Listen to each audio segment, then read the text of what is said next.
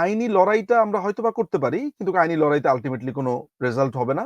এটা একটা বাতিল, এটা একটা ভয়েড ট্রাইব্যুনাল। এখানে কোনো আইনের চর্চা হচ্ছে না। এখানে চর্চা হচ্ছে যে জোর করে আমি ফাঁসি দিয়ে দিব, জোর করে আমি শাস্তি দিব, এই ধরনের একটা চর্চা এখানে হচ্ছে।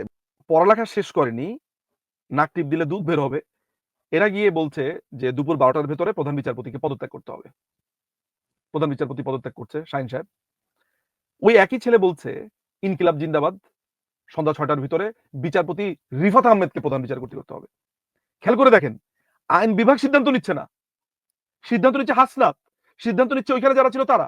যে আওয়ামী লীগের প্রবল প্রতিপক্ষ কে? হাসনাত আব্দুল্লাদের মতো এই টোকাই শ্রেণী না। আওয়ামী লীগ একটা বিশাল দল, একটা ফু মারলে কোথায় থাকবে। কিন্তু আপনি আমাকে প্রশ্ন করতে পারবেন পরে যে ফুটা মারছে না কেন, সেটাতে আমি আসছি।